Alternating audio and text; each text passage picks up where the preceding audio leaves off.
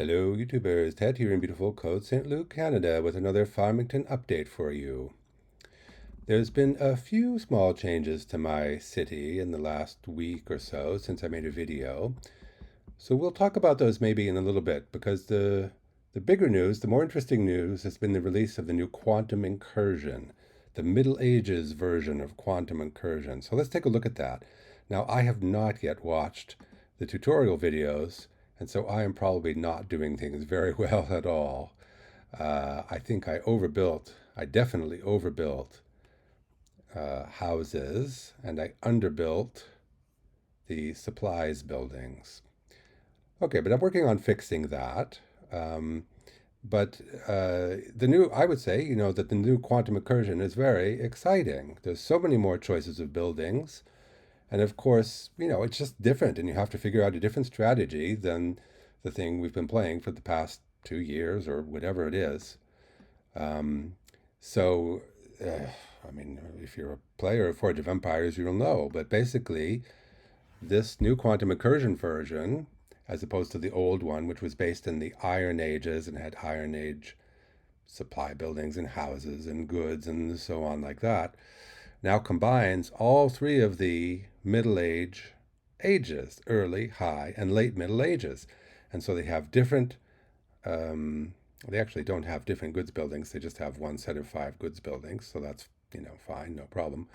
But they have all the different houses from the different levels. They have the different supplies buildings from the different eras. And so it gives you a lot of choices, and there's a lot of trade-offs. And so it's interesting to try to figure out the great strategy. And of course, the strategy will differ depending on how you're approaching quantum incursion. For me, being a farming world, I want to generate as much gold or coins and supplies as I can. And I want to use those either directly to advance on the quantum map, like in this node here. I'll demonstrate. I have some extra coins. Bing. Or I want to generate goods and then advance using the goods. So here I have a goods building, a gunpowder building. But basically, you have to build up your city with houses and thus people and with supplies, even if you're taking a fighting approach. And then you want to produce goods. Goods, by the way, can also be used to buy extra land squares. So I have spent, did I spend 100? No. I didn't spend any goods, any quantum expansions, shards, quantum shards on land expansions, because it says 100 here still. It would say 150 if I had already spent one. But I've made, what kind of word am I, what am I saying? All right. Made two land expansions using goods. The first one cost 30 goods, and the second one cost 60 goods. A third one would cost 90 goods. But I haven't done that. But I bought two expansions using goods. I've been spending other goods on the quantum map, like in that node there, which is not yet accessible. And I've been building up my town here to get more people. So at the start, I just buy this basic house, and I like these tanneries. I think they're a good basic supply building. But since then, I bought one of these, an apartment house, which actually produces a little bit less coins than the multi-story house, but it gives you a 20% overall bonus on coin production. So that helps a lot. And then I did kind of like that one, but then I decided I also like this kind of brownstone house, which generates more coins on its own. It only has a 10% bonus, but still, I like the sort of base high level of coins. So anyway, I am slowly, each time I harvest, building a little bit better house or a little bit better supply buildings. Like I started building these alchemists, which I also like very much. They produce a lot of supplies and they give a 10% bonus. So I'm slowly building up on the alchemist. And in fact, I'll build another one right now. Alchemist. Boom.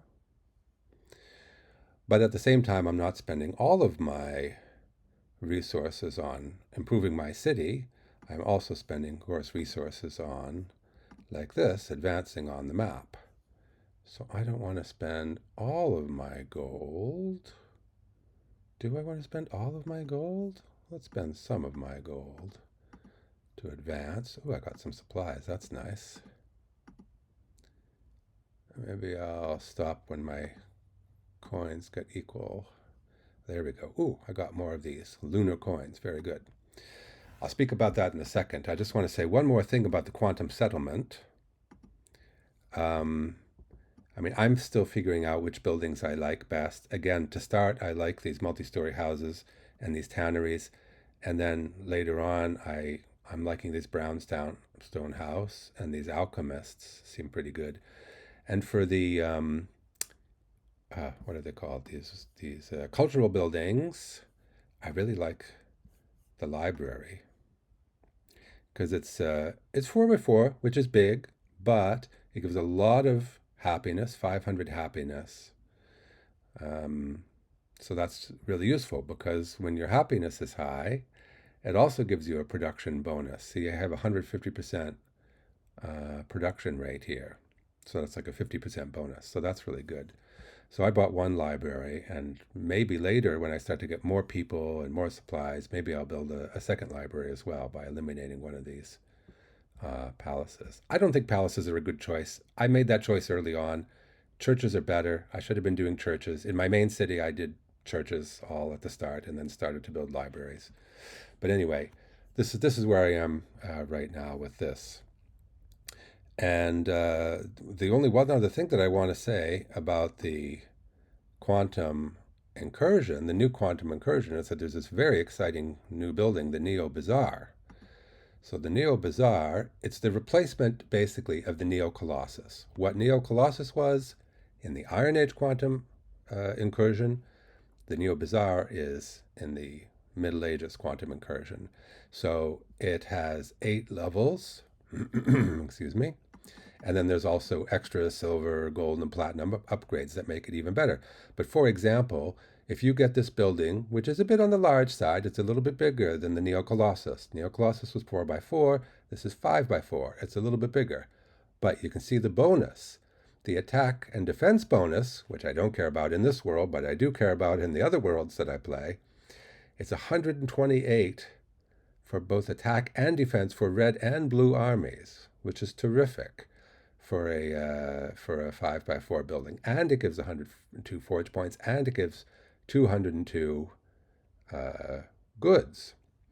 And that, of course, is why I am interested in this building, nevertheless, in this farming worlds. So even though I don't care about the fighting bonus, the forge point and the goods bonus are excellent.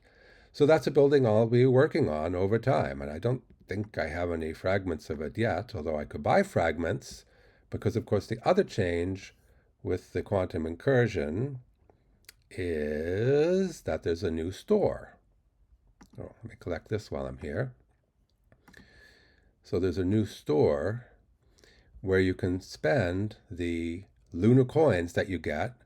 You get lunar coins sometimes when you're doing these challenges here, fighting fights or depositing money or supplies or goods. And with these, you can also buy, by the way, fragments of Neo Bazaar. So, for example, I could buy a first level Neo Bazaar right now because it's 50 of these lunar coins for 10 fragments. I need 1,000 fragments to get one full kit, so I need to spend 5,000. But I already have 7,000, and we're only like what 2.5, 3 days into this quantum incursion event. Okay, so definitely I'm going to be able to get some good progress on that building. But you can also buy fragments of the older things too. So, for example, maybe at some point or other, because I have a partially completed one of these, I think, maybe I'll buy some extra fragments of that and finish that up.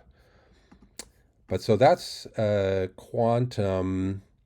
That's the new quantum incursion, which I'm finding pretty fun and simulating. Um, should I make a couple other quick comments? I'll make just a very few other quick comments about the city. The last video I was going up to early Middle Ages. Now, as you can see, I've finished. Well, I didn't finish that one. I'm just sort of slow playing that one in case I get a quest where I need to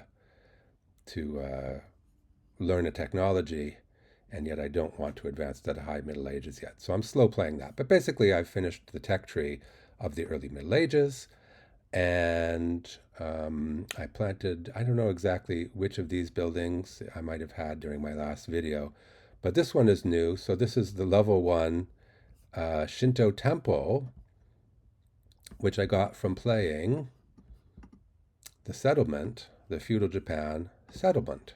So I finished the feudal Japan settlement once, and each time you finish it, you get some reward. But the first time you finish it, in particular, you get that level one building as a reward. So I have that now, and that, along with buildings like possibly this Colossus, although now that there's the new I'm already forgetting the name of it, Bazaar. Now that there's the new Neo Bazaar, I'm not sure I'm really going to continue on this Neo Colossus. Probably not. Probably I'll swap that for a Neo Bazaar. But the nice thing about this building, as well as the Shinto building, is that as I get the pieces for the upgrades for the extra levels, doing that level upgrade, of course, will automatically also upgrade the building to whatever my current age is. So as I'm in some future age, like let's say in a month, let's say I'm in the high Middle Ages, or after that, I'm in the what's after high Middle Ages? Late Middle Ages. Then that'll automatically keep upgrading that building as I go. So that's nice. And I want to finish just with one quick story also about settlements, which really pertains to my main city, but I'll tell it here because I don't want to switch the log into the other one. So when I returned to playing Forge of Empires, because I had not been playing for more than a year, maybe even a year and a half, when I returned to playing and I saw that the settlements, I can show it if I go over here, when I saw that the settlements had this new reward at the end of them, which is an ascended version of whatever this building is, I thought, oh, that's awesome. And so in my main city, I started redoing one more time each of the different settlements, the Viking and the feudal Japan, and I had done both of those, and then I started to do Egypt without realizing, like a total dummy, that of course the ascended version is a limited time building. So I went through feudal Japan again. I got myself an ascended Shinto temple, and then it lasted for 28 days and it ended. It went back to regular temple. And I realized this after having done Vikings again, having done feudal Japan again, and I was halfway through Egypt again when I suddenly realized, oh, like this is not going to last. It's not going to be permanent. So why am I even bothering to do this? I mean, generally speaking, I don't like to put effort into temporary buildings. And I should have realized it. I don't know why I didn't. The whole ascended building thing, I'm not sure if it was there when I was playing before, but the ascended buildings in general are limited time buildings, and then the thing reverts back to, this. I was excited to do it for these settlement buildings in particular, because these settlement buildings are, as far as I know, one of the best ways, and one of the very few ways, in fact, that you can get permanent, maybe the only way, I'm not sure, that you can get permanent bonuses for quantum incursion. So here, with the max level Shinto temple, you get plus 20% defense for your blue army, plus 40% attack for your defending army. And that's a permanent bonus for quantum incursion. And when you get the ascended one, those bonuses are even higher, 50% higher. So that was great. And so I wanted to upgrade all of my settlement buildings to the ascended versions, but then of course they don't last. So then I stopped I stopped bothering. That was just my stupidity, not realizing how the thing worked. So anyway, that was a rather long and torturous, winding video, but there it is. That's my update on, still collecting these soybeans. That's my update on Farmington. So again, to summarize, quantum incursion is the new feature in this past week. It's a good feature. I like it. I like trying to figure out the new strategy of how to grow the city. By the way, I think I'm doing a much better job of it in my main city, where I built a bit few less houses and a lot more supplies, and it's more balanced.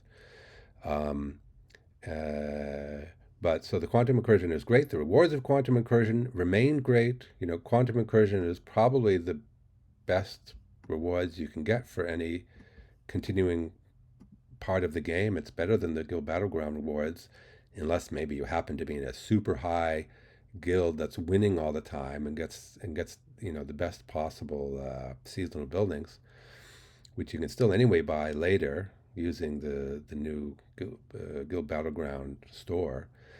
It's better than the guild expedition rewards, and some of the buildings that you get are also rivaling what you get from the cultural settlements, even though the cultural settlement takes months to go through all the levels again and again and get all those upgrades. So quantum incursions is where it's at. If you're playing Forge of Empires, put your effort there, and you're going to do well. All right, that's it for today. Thanks for watching.